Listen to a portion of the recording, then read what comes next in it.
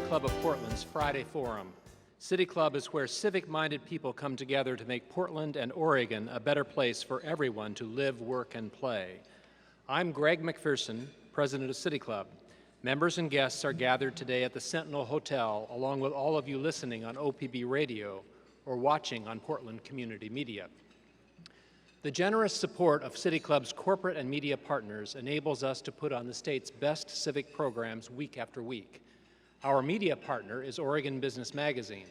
Our current Friday Forum sponsors are AARP of Oregon, McKinley Irvin, Iberdrola Renewables, Airbnb, and Uber. Please join me in showing our appreciation for all of them.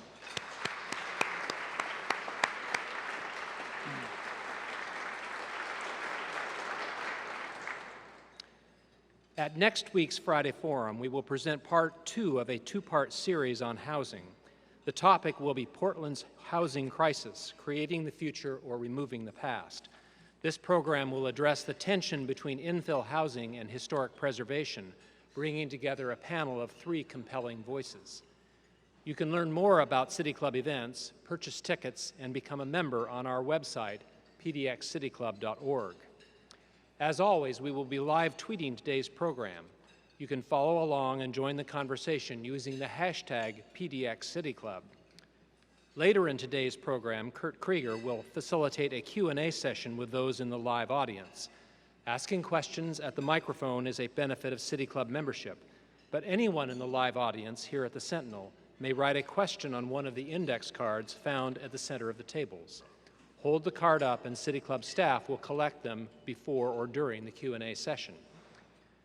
And now for today's program. This summer, Portland renters saw a rise in no-cause evictions and a dramatic increase in rents. The impacts of these changes can be devastating physically, mentally, and socially, resulting in lost access to transportation, community, neighborhood schools, and basic family stability. More and more people are asking, is affordable housing still attainable in Portland? What policy changes or creative solutions are needed to keep Portland affordable? Joining us today is Kurt Krieger, the new director of the Portland Bureau of Housing. He will provide some introductory remarks before moderating our panel, which includes Israel Bayer of Street Roots, Eli Spivak of Orange Splot, and Martha McLennan of Northwest Housing Alternatives. Kurt Krieger was appointed director of the Portland Housing Bureau in August of this year. He is charged with developing citywide housing policy, delivering programs that increase the supply of affordable housing, preventing and ending homelessness, and promoting stable home ownership. Kurt Krieger brings 30 years of experience working in affordable housing and community development, serving most recently in director-level positions in Fairfax, Virginia, and Vancouver, Washington. He also worked at Arizona State University, leading research, public policy, and demonstration projects to advance sustainable urbanism and affordable housing statewide. Please join me in welcoming our panel and director, Kurt Krieger.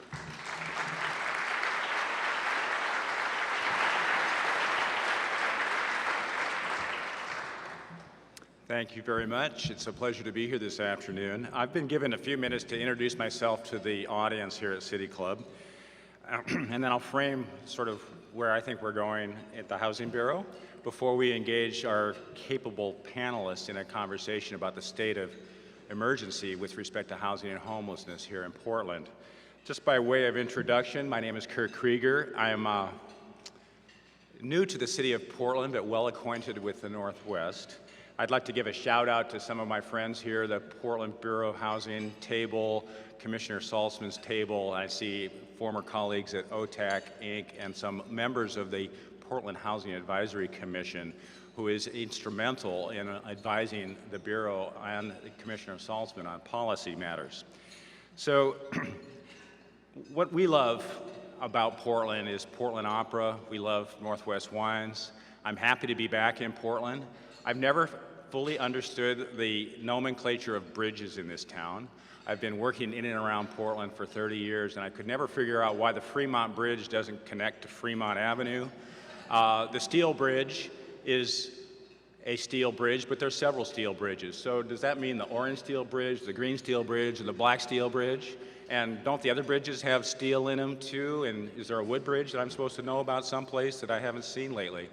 So I may never figure out the bridge nomenclature here, but what attracted me most to accept the challenge that Commissioner Dan Salzman gave to me with respect to the Housing Bureau is really to take the agency to the next level of excellence.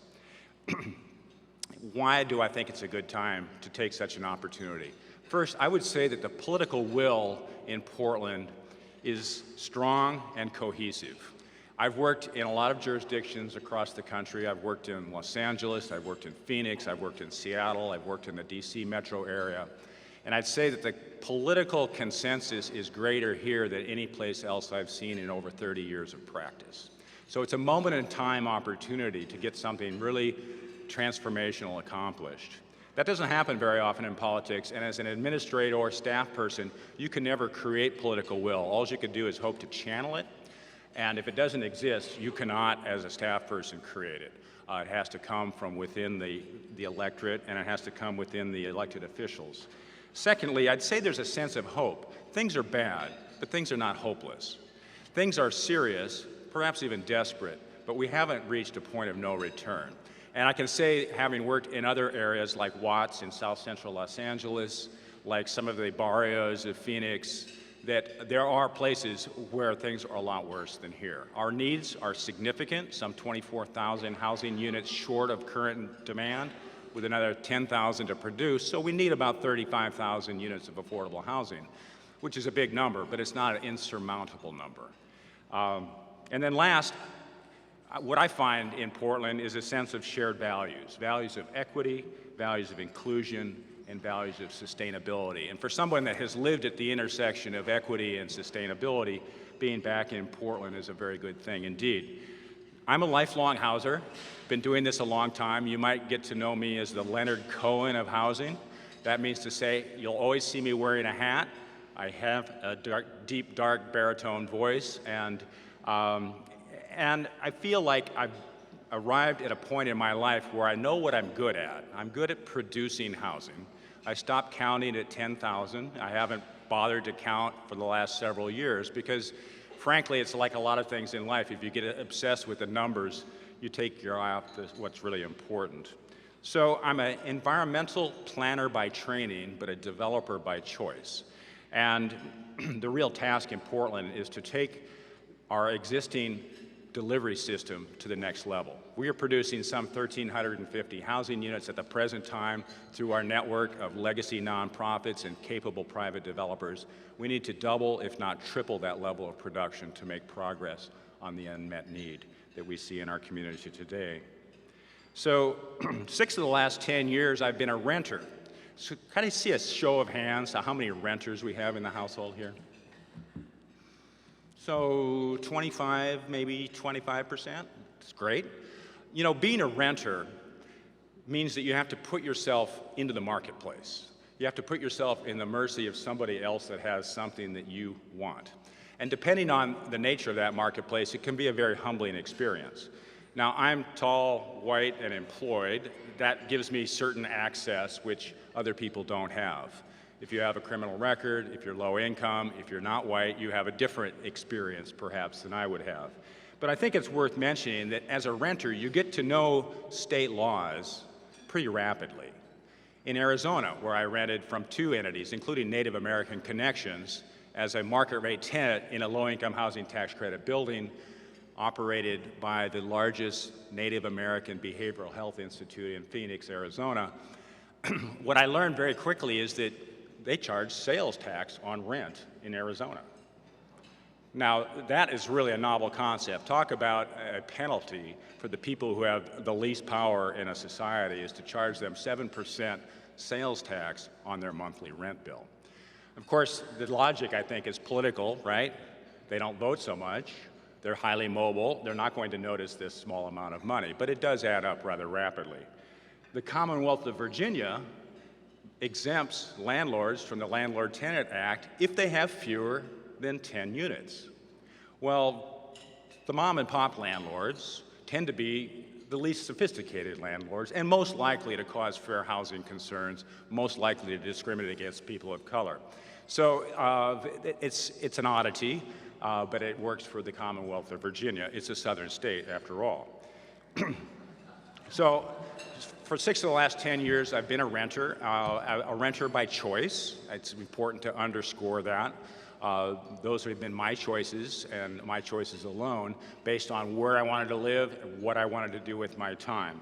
So by putting myself in that position, I think I have some empathy for what tenants go through. Let me talk a little bit about the state of housing today, right now, and why the mayor declared a state of emergency with respect to homelessness and housing. Average rents have increased over 30% in 5 years. Vacancy rates have oscillated between 2.5% and 3.2% for each of the last 3 years, which is less than half of what is considered to be a healthy residential real estate market of between 5 and 7%. Low-wage workers saw a 5.4% decrease in inflation-adjusted salaries between 2009 and 2014. So your income's going down, your rent's going up. This is a problem for pretty much anybody. But those numbers are staggering. We have what I would call virulent, persistent, and intractable homelessness in Portland.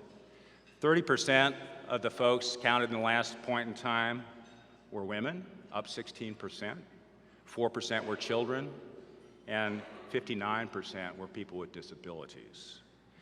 Some 4,311 people accessed publicly funded shelters between July 2014 and June 2015. That's 3,500 individuals. An additional 1,887 were unsheltered at the point in time count last January. So we have a persistent problem, and as was discussed this week at City Council, we need to be mindful that we've housed thousands of people in the meantime, producing more affordable housing and more shelter beds. It would have been a lot worse had we not done so.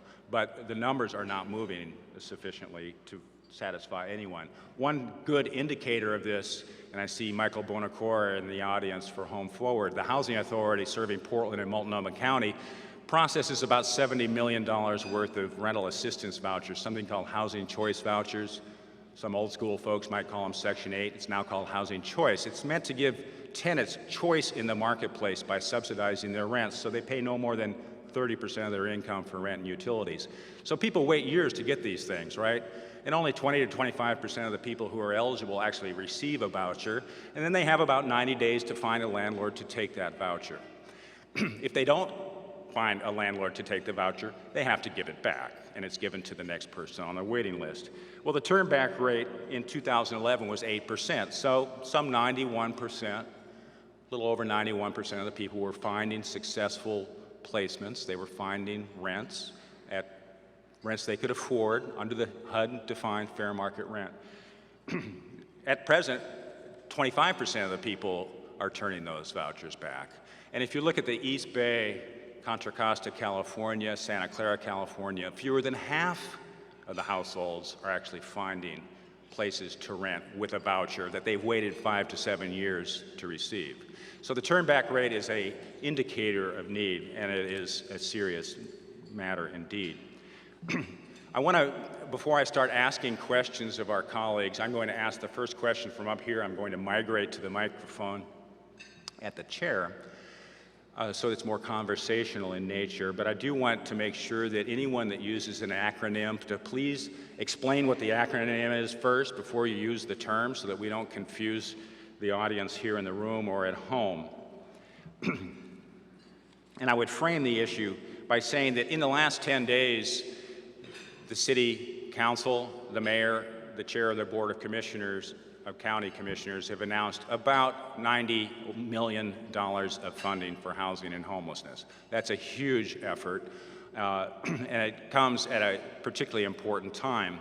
But the declaration of a state of emergency also carries with it some policy moves, some regulatory relief, because state law allows the mayor to waive certain regulatory requirements, also the governor, should she choose to declare a state of emergency. So I would ask our panelists, And I'm saying it now so that they start to think about this, because I've not given them these questions ahead of time. I would ask them to be thinking about what regulations they would waive if they were given, 3 to 5 to suggest. So as they think about that, I'm going to introduce our panelists. For the last 10 years, Israel Bayer has served as Executive Director of Street Roots, leading advocacy efforts related to homelessness and housing. Street Roots participates in advocacy efforts to support people experiencing poverty with an emphasis on local and state budget priorities, mental health issues, public safety, housing, and civil rights. After serving as he's being joined by Eli Spivak, and Eli served on the boards of Proud Ground and Dignity Village after having worked as a construction supervisor for Habitat for Humanity. He then launched his own development company and is a general contractor. His company is called Orange Splot LLC. He pioneers new models of community-oriented housing, including the creation of smaller, more affordable homes in Portland, including accessory dwelling units. We're also joined by Martha McLennan, and since 2002, Martha has been Executive Director of Northwest Housing Alternatives, the largest nonprofit housing provider in the state of Oregon. Northwest Housing Alternatives also works to end homelessness in Clackamas County via emergency shelter, transitional housing, and eviction prevention services. So what I'm going to do is ask Martha to respond to her 3 to 5 favorite regulatory relief measures, followed by Eli and then Israel, and I'll take a seat.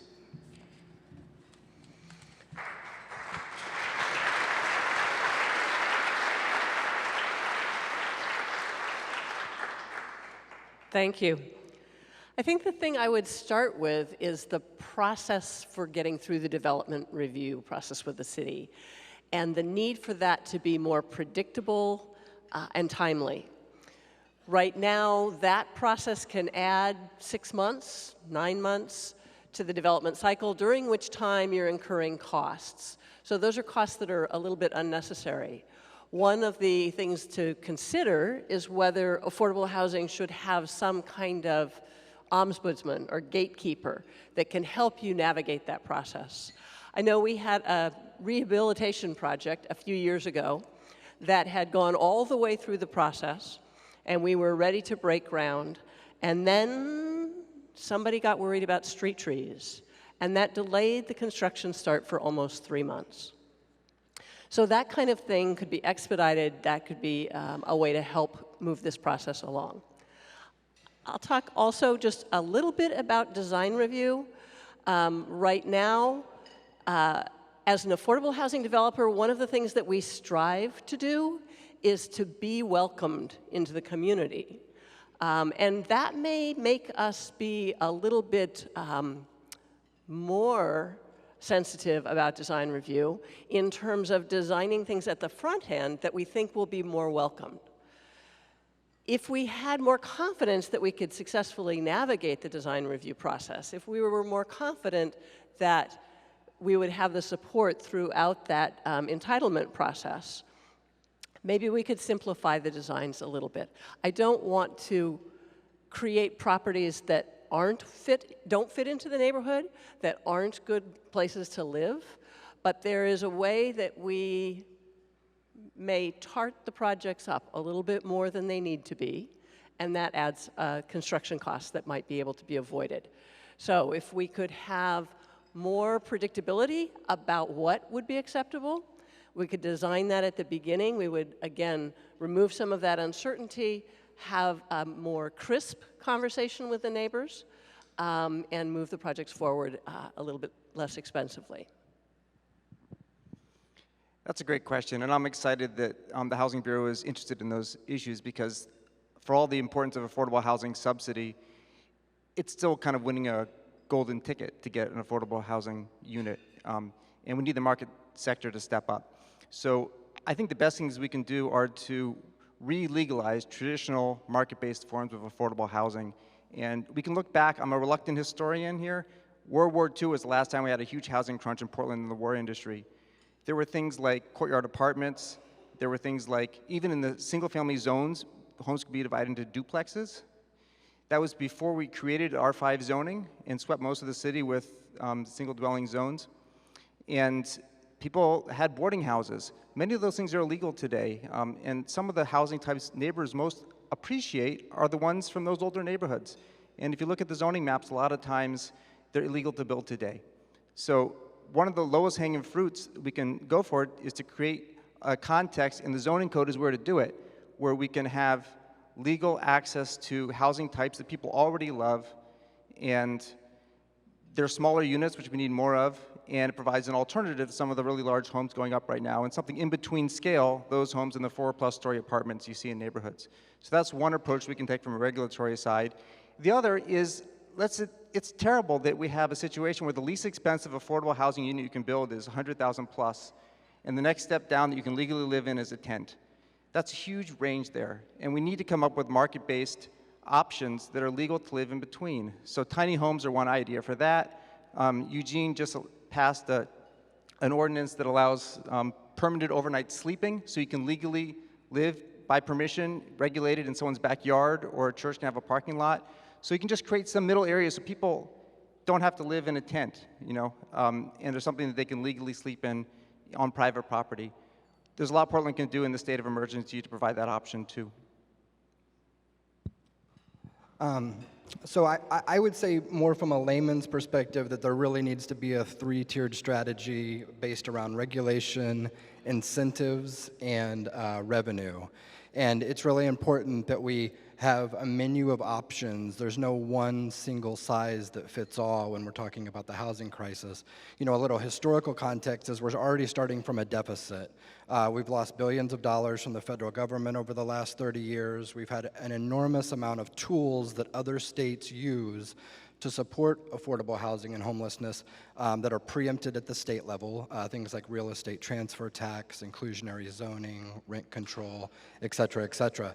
So, we're already starting with, we only have minimal options to be able to move forward, and we need a whole array of different tools to be able to use into the future. I would say that, without getting into the weeds, ultimately what we need is bold action from our elected leaders. We need bold action from our community. These issues have been something that we've been talking about for the past 30 years. I think because of the collective anxiety in our community, where the market's at, understanding that we have thousands of people sleeping on our streets that don't ever seem to go away, it's rising to the level where electeds are that may care are all of a sudden having to pay attention, not because of a simple moral question, but because it could be the first time that housing actually affects elections. And so things are going to start moving, and we want them to move. And so we need a whole array of things to be able to do that, to be able to get the ball moving. Thank you very much. For those of you just joining into OPB, I'm Kurt Krieger here at the City Club Friday Forum discussing the housing crisis in Portland. With me are Street Roots Israel Bayer, who just spoke, Eli Spivak of Orange Splot LLC, and Northwest Housing Alternatives' Martha McLennan. I'd like to turn to a separate subject, and that has to do with income disparities and wage stagnation, because some folks would see this as an income problem, not necessarily a housing problem. There's housing out there, you just need to make more money to occupy it. According to the Pew Research Center in spring of this year, 30% of America's workforce, these are people working, not disabled, 30% of America's workforce earns near the minimum wage, nearly 21 million people. In this community, some $17 to $20 an hour is needed to rent an average 2-bedroom apartment. And according to our research, that is rapidly diminishing. We released to council yesterday the state of housing in Portland. It's online. We'd be happy to respond to questions you might have. But even as we were preparing the report, the velocity of rent increases was accelerating as the report was being published, causing some neighborhoods that had been affordable this spring to fall out of affordability. Of course, Oregon's legislature has debated increasing the minimum wage, and it hasn't changed yet. Further, if you look at the number of hours you have to work at a minimum wage job to afford an average two-bedroom apartment, in Oregon, we're actually somewhat fortunate. You only have to work 58 hours a week. In Virginia, the Commonwealth of Virginia, some 97 hours, which is actually more than California, which is 92 hours on average. In Washington State, 73 hours. So 2 incomes may not be enough. 3 incomes may not be enough. So I would start this discussion with Israel because I think he's closer to the economic sort of heartbeat of the street, and ask what needs to happen with respect to incomes and income disparity. Well, you know, we're hitting a point, obviously, I think Street Roots is very much for a $15 minimum wage. I think that without a healthy minimum wage in our community, that we're going to start seeing industries and groups of people displaced from our community, and people that are already being displaced. But here's the thing, the nonprofit industry, as an example, we're starting to see nonprofit workers being displaced that are helping homeless people that are being displaced, and that's real. And the retail industry. So this is not just a question about homelessness. This is a question about our entire community, lifting our entire community up to be able to equalize opportunities for people to be successful. You can't begin to think about tackling the housing problem without tackling the wage problem. So I just think that, you know, when you look at our neighbors in Seattle and San Francisco, I believe San Francisco just this month released a report where they have a teacher shortage because people don't have the ability to live in the city. We always believe that the high water mark is now, but if we look at our other communities, that high water mark just keeps getting higher and higher and higher. And if we don't act boldly now, we will be facing those very circumstances in the near future. I don't work as directly with economic development issues, although I'm a general contractor, so I get to swing a hammer once in a while. But here's what scares me, and maybe as a motivator for the affordable housing side. I mean, Portland's the 9th most expensive city in the country. If we take, and we have more expensive cities to the north and south of us who know that Portland's cheap by comparison to them. If we move from 9th position to the equivalent of 8th position, which is Boston level average housing cost, that's about a $70,000 per unit bump up. If we don't have incomes climb along with housing costs, that means it's going to cost $70,000 more per unit to subsidize housing than we're spending today. So if we don't have incomes climbing with our housing costs, and there's some things we can do to decrease how much our housing costs rise, then the amount of subsidy we're going to need to make housing affordable to just the people we have today is going to skyrocket. So that's a good reason for us to try and increase the minimum wage and take other measures to make sure that incomes rise as housing prices do too. Certainly incomes are a piece of the picture. Sometimes we have this conversation of it's just an economic development problem or it's just a housing problem. It's actually both, and something that we need to focus on both sides of. My agency this year adopted a $15 minimum wage for our staff.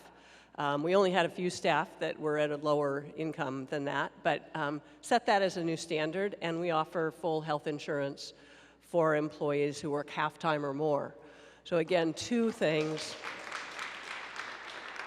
to kind of make sure that our own staff are not on the brink of this instability. But it's also important to look at some of the other folks in our community and what their incomes are and what that means. The average income for somebody with Social Security disability income is only $775 a month. The average Social Security for a senior that's being collected is under $1,300 a month. I looked this morning on Craigslist a little bit to see what rents were right now, and the average of the top 10 one-bedroom apartments that I found this morning was $1,022 a month. And there were only 2 of those 10 that were actually under 1,000. So when we have folks with disabilities, when we have folks who are seniors, the ability to raise those incomes is a bigger challenge, is a challenge at the federal level, and one that has not been addressed in a way that keeps pace with inflation. I'd like to talk a little bit more now about production. I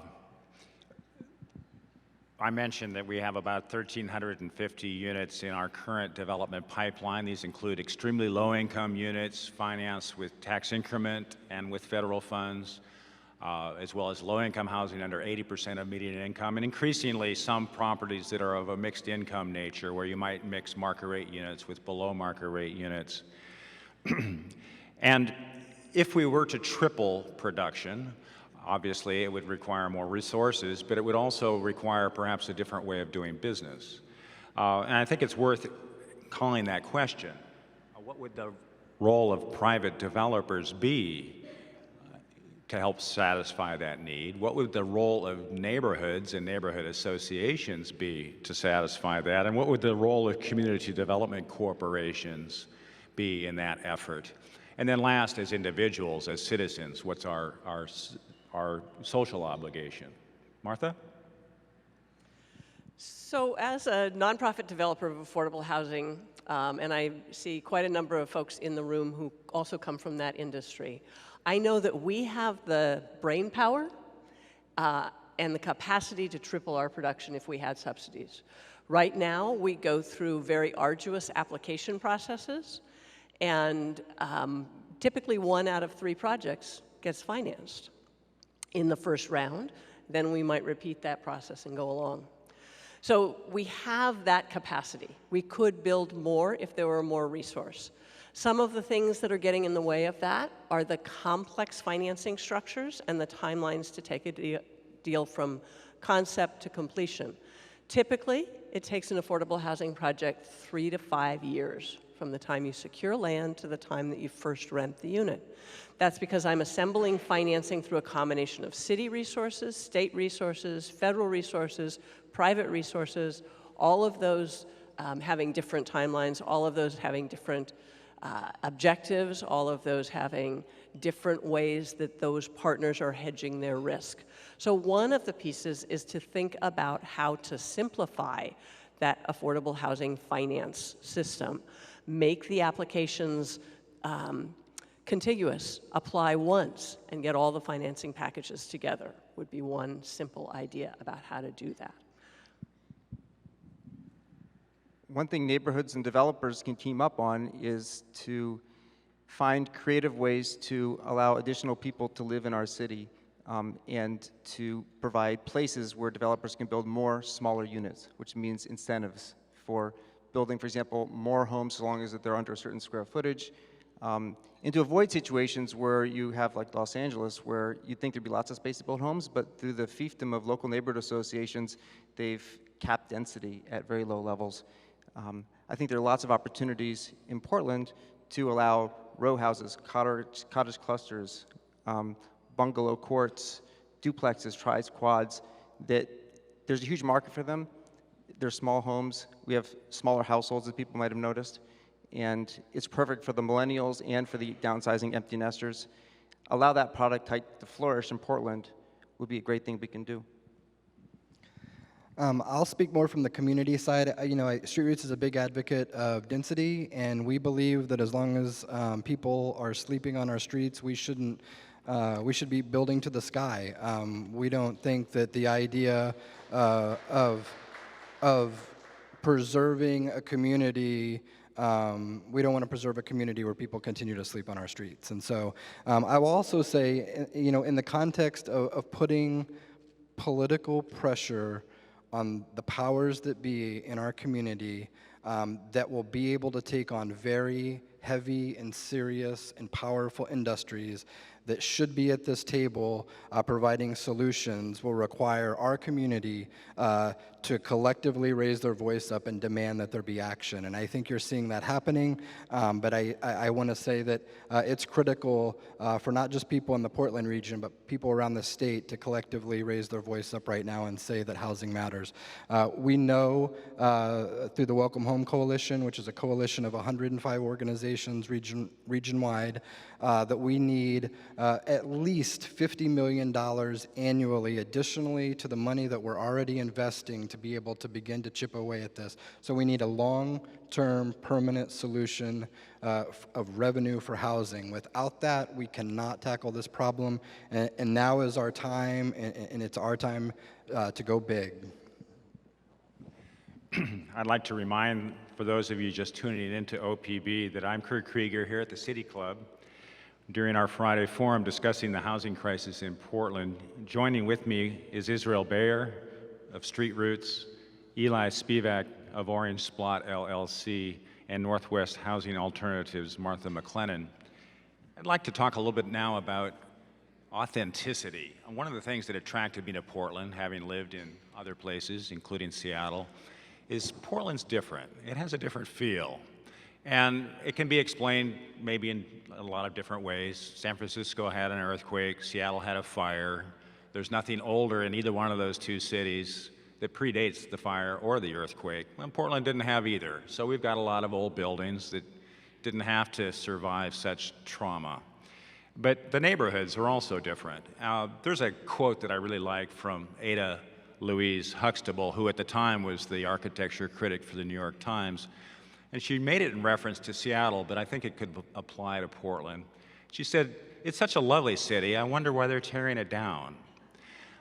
You look around Portland, you see cranes everywhere. You see cranes on the Central East Side. Throughout the Pearl, we've got a thicket of cranes. I tried to get up to the Abigail at the Fields, and about every street was blocked off, and I'm not quite sure how people get around town these days. It's difficult, and things are changing, but it's also changing in the neighborhoods. We're seeing the infill occurring on small lots. We're seeing lot splits. We're seeing accessory dwelling units at a great rate, some over 300 this year alone, and due in part because of a city policy to waive system development charges. And yet there's concern about losing the character of neighborhoods, losing the authenticity of Portland. And I think in part the demolition tax that's been proposed by Mayor Hales tries to capture that value, tries to direct that value to a public good. But I'd like people to reflect a little bit about how we can grow with grace, how we can keep our authentic Portland character without just becoming another city on the West Coast in a seismic Pacific subduction zone prone to earthquakes. How do we keep what's special about Portland? How do we keep what we came here for intact? Martha? I'm born and raised in Portland, third generation, and have an incredible fondness for this community. I think in large part the authenticity comes from the sense of community, and I think we can increase the density and still have that sense of community. It is about sensitive design and development. I think one of the dynamics that we have right now that feels so shocking is that we had a period of time during the recession where nothing was built.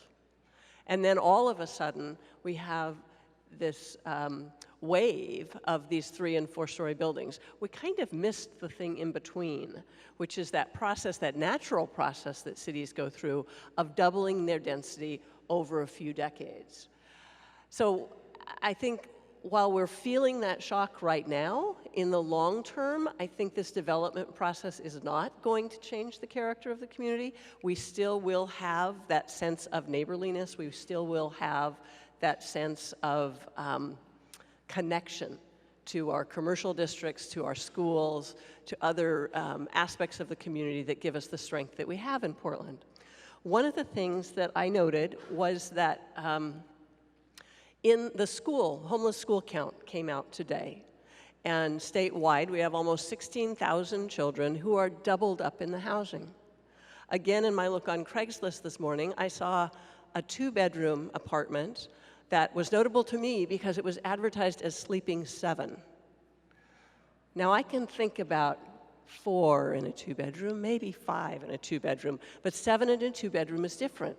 So part of the risk we have by saying we want the physical structures to look the same, but the density is increasing, is that we're creating some of the negative impacts that we're fearful of by increasing the density. 7 people in a 2-bedroom apartment is creating a parking issue, is creating a transportation issue, is creating a school issue.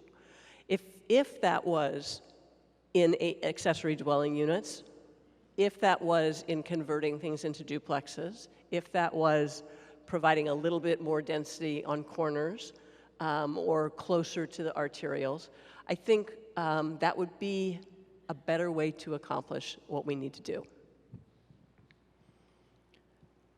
I think the best thing we can do to save our beautiful older homes in our great neighborhoods is to give them some more economic value in some other way. So one example is I know of example of an 11-bedroom home in North Portland with 1 person living in it. You could have 11 people living in that, except you'd violate our household definition law on the books in Oregon. There are examples of homes that they could easily be divided into 2 units, and that would give it more economic value, and therefore less likely to be scraped.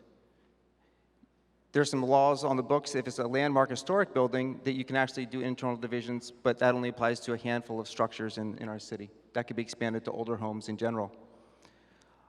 But I think we all should be aware of the immaculate conception model of development. I mean, those bungalows we love right now were oftentimes fought when they were built because they were replacing older homes. So the idea that that never happens is a product of the moment. And it's easy to be allured to think that this never happened before. Well, those very homes that people are trying to protect right now were oftentimes fought when they were built because development's a messy business. It made money for people 90 years ago just like it makes money for people today. So it's really good to have that perspective, I think. You know, I would just say we're all for preserving authentic neighborhoods, but there's no use in preserving a neighborhood when you have tens of thousands of people of color being displaced from those neighborhoods and poor and working class people that can't afford to live in those neighborhoods. And so times are changing, Portland is changing, we have to accept that, and we have to be smart and sophisticated and strategic about how we build out our neighborhoods in a way that requires affordable housing and requires people to be able to live in those neighborhoods because simply you can't have a great neighborhood when you don't have a diversity of people living in that neighborhood. So this is a good time to start to segue to audience questions. And I'm going to remind folks that they're listening to City Club Fridays, a forum discussing the housing crisis in Portland with Israel Bayer of Street Roots, Eli Spivak of Orange Splot LLC, and Northwest Housing Alternatives, Martha McLennan. We have a question and answer portion of the program. If you have a question on our index card, please hold it up so city staff can collect it from you, and they'll present it to me. And we'll also consider questions from the audience. As always, we invite members to the microphone to ask their question. Asking questions at the Friday Forum microphone is a benefit of City Club membership, and membership is open to everyone. Before asking your question, please identify yourself as a City Club member and ask your question in 30 seconds or less. Also, I'll be reading at least one index card question. Thanks very much. We have a question here. Hi, my name is Christina Branham, and I'm a Civic Associate with the City Club of Portland. One thing I have not heard mentioned today is the state of the no-cause evictions that are happening en masse. As I'm sure all of you know, the Community Alliance of Tenants has asked for a 1-year moratorium on no-cause evictions. I'm sure you know that families are finding themselves with as little as 30 days to find a new home in a very, very tight rental market. So is a moratorium like this realistic? And if not, what other measures can we take to protect tenants from displacement?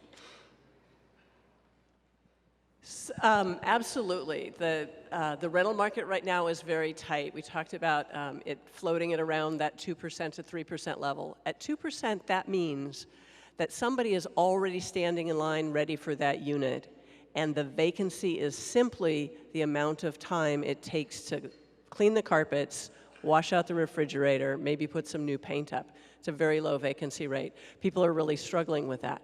Having a longer length of time to find replacement housing is critical. The other thing I think that's really important to do is to think about what we can do to help those people who are most vulnerable with eviction prevention and rapid rehousing services. You know, we see clients all the time who come in and say, I sprained my ankle, I couldn't work for 6 weeks, I lost my job, I didn't pay the rent for 2 months, and now I'm being evicted. I can step in, provide a couple months of rent assistance, they're ready to be back to work, and they're stable, and they don't create that whole cycle of homelessness, which is incredibly costly for us as a community and costly for that individual family. Same story. The car had a flat tire. I went to Les Schwab. They said I need 2, actually 4 tires. I need the car to get to the job. I got back on the rent. Again, a few hundred, a few $1,000s can stabilize those families, and that's really important. We need to invest more in those kinds of programs. Yeah, I believe the Housing Commissioner Dan Saltzman is looking at moving the moratorium from 30 days to 90 days. Of course, we would love to see that to be at 1 year. We're really expecting our state legislatures to go down both in the short session and the session next year and have a really strong showing on housing, because without partners at a local and state level, we can't push these things through. So I think the ball's moving, yes, on a moratorium for evictions. So yes.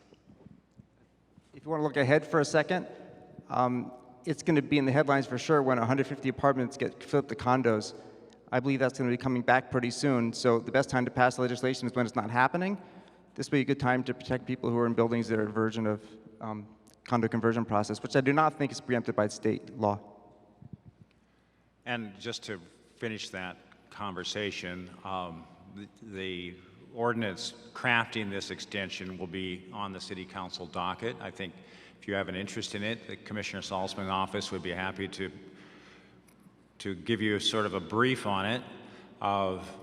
State law is helpful in that it suggests that there be a minimum of 30 days notice for people with tenancies less than 1 year, and a minimum 60 days notice for people with tenancies over 1 year, which suggests that those be minimums.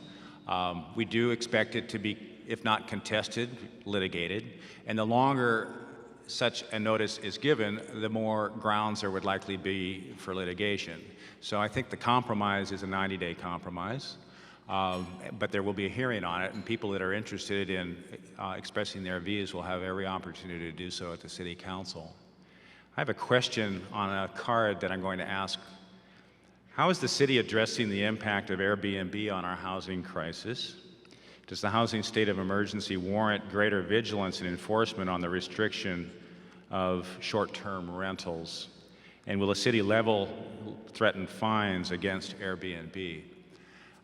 And what I can tell you is what I heard stated Wednesday is that the mayor has joined Commissioners Saltzman and Commissioner Fish as the third vote to allocate the already appropriated Airbnb revenue to help provide more housing, which is news.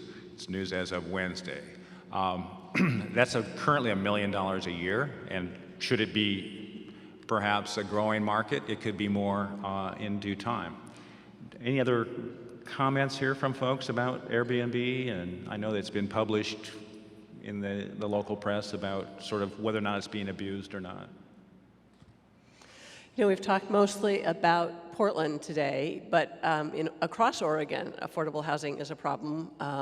There's probably a 100,000 unit shortage. And in tourist communities, the Airbnb problem is really exacerbating that in those communities where places that had been occupied by folks who worked in those communities, lived in those communities, and are now part of the vacation rental business are making that shortage even worse. Any other comments on that subject? Or shall we go to another? Good. I would like to suggest, and this will be discussed at City Council, but with a reliable revenue stream of $1 million a year, should the City Council like to bond against that revenue stream, you could sell a $10 million bond backed by the dedicated revenues of Airbnb. It would require you to dedicate those revenues for the term of the bond. Portland could be the first city in North America to provide bond financing in that manner. And I think it's worth exploring, frankly, given our emergency. Hello? Cameron Witten, City Club member. This might actually be a question that's better for elected officials, but I'm curious, at what point do you believe that elected officials should declare that the housing state of emergency is over? What would the demographics of our community look like where we would say that we don't have to waive zoning regulations and increase funding? Well, that's a good point. We've been asked to provide the documentation to the Office of the City Attorney, who has to defend the city's action in this regard. We obviously need to see movement in the current problems. I mentioned some of the metrics to you earlier. We think the state of emergency could last a year, and that year will require very diligent efforts through the year to make progress on the current backlog, to demonstrate that we're providing resources to cure the problem, not just declaring a state of emergency and sitting on our hands. I think anything longer than a year would be very difficult to justify. But if we start to waive development regulations, it needs to be a sufficiently long period of time that developers can respond to the new world order, the change in regulation or the change in policy. So you don't want to rewrite the code for a very short period of time, 30, 60 days. You really need to have it in place for a sufficiently long period of time. One other thing I'd like to mention here, which I think is maybe provocative, and I think I'd like to hear the panel respond to this. You know, somebody asked me, Emergency Services Director Carmen Merlo for the city, she informed me that I'm responsible for all the housing displacement when an earthquake hits. And it occurred to me that state law does provide for rent control, and state law provides for rent control in the case of a natural disaster. And my father's firm, an architecture firm, in 1962 went to Anchorage, which was the last really big earthquake on the West Coast. And were we to lose 20 or 30% of our housing stock tomorrow, we would have an emergency. We would need to put into place new policies. So what I would suggest is that we probably need to go through rulemaking and policy and program development now, because unless you can tell me when the earthquake will be, then I won't know for sure when I need the policy in place. So what would a reasonable policy look like to have on the shelf, ready to go, which could be enacted by the mayor by a single action, instead of waiting 6, 8, 9 weeks to put something together? The housing emergency, to my understanding, was declared to be able, with the specific goal to cut people experiencing homelessness on the streets in half over 2 years through the Home for Everyone committee that serves as the governing body to be able to tackle this problem. So that's one way to measure the emergency. You know, I'll also say that it's all perspective, right? 55 people died on the streets last year. And that's pretty routine. So in the context of the business community, housing advocates, and then actually people experiencing homelessness, obviously it's always an emergency, but I think that one of the metrics that we can really look at that we have to be able to fund is the Home for Everyone committee, and we're going to hold government to that. So, we've had a housing emergency for a long time. I think that this is a opportunity, it's a political moment we have to form an alliance we need to have in Portland at a relatively young stage for our city, and we're growing up as a city, and the alliance needs to be between the development community to support dedicated resources for affordable housing, and the affordable housing community to support more homes to get built. And other cities that have figured out they need that alliance are Seattle, San Francisco. They're already way more expensive than we are. So this provides a moment for us to take that action when housing prices are not as high as they're likely to grow. I guess I would add one thing, which is that we've there are a variety of regulatory waivers or adjustments, process adjustments that we've talked about. My hope is that this period, maybe a year, would be a time where we could test these and determine which of them actually were dire threats to our community and which ones actually weren't. The notion that some of these things might be sustained after the emergency is over because we discover that they actually do help us create more affordable housing and they do not create the scourge in the neighborhoods that we're fearful of. We have a long road in terms of the amount of housing that we need to develop. We're not going to get it done in a year. So we're going to a lightning round right now because we have about 4 or 5 minutes left. And as a courtesy to the members standing at the microphone, would you please ask your question to a specific person, and one person will respond, and we might be able to get a couple of questions in. My name is Sharon Joy. I am a City Club member, and I'm addressing you because I have thought about this problem. I got to answer almost all of them. And I am representing the disabled community, of course, who hasn't got access to a whole lot of even apartments that do exist.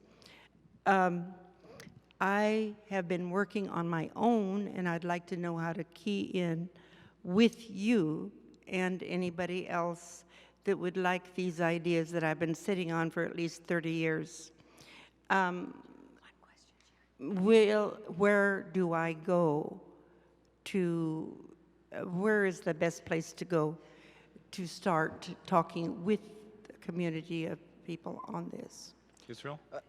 From a government body, I would say the Home for Everyone Committee. From an advocacy committee or an advocacy perspective, look up the Welcome Home Coalition, welcomehome.org, and also CAT. So those are the main bodies that are really looking to drive things. There's also what's called the Anti-Displacement Coalition that's happening. I'm sure that there are others, but there are 3 or 4 groups out there that are driving this conversation, and there's ways for you to get involved.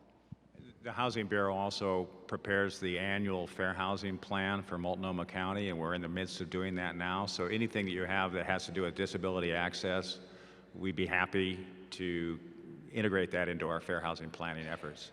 Next question. Kurt Wabring, member.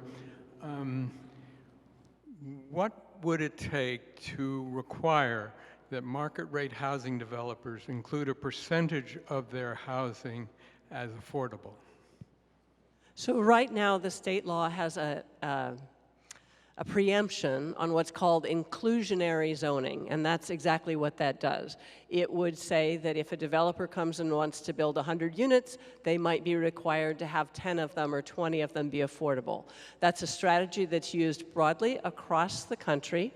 There are only 2 states in which there is a preemption, and Oregon is one of them. It has been an issue that housing advocates have worked on for many years in the legislature and just haven't quite made it to that to a piece of legislation that would enable local governments to have that choice when they're working with the development community. Israel was going to jump in, I thought, but I was just going to say Texas is the other one, so. In the company of Texas. So we have about 2 minutes remaining. I'd like to ask a quick lightning round for people. Favorite housing movie or film? Joe's Apartment. Joe's Apartment chronicles the life of a person living in New York City looking for affordable housing. Any other thoughts, Israel, Eli, Martha?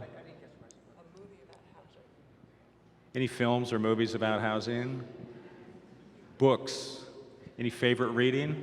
My favorite book is The Big Orange Splot by Daniel Pinkwater, which I highly recommend to grown-ups and 4-year-olds alike.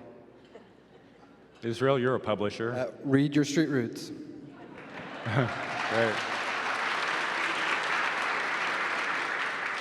Well, I think that's a good ending note. Thank you very much to our panelists. And thank you much to City Club for hosting us and OPB for distributing the message.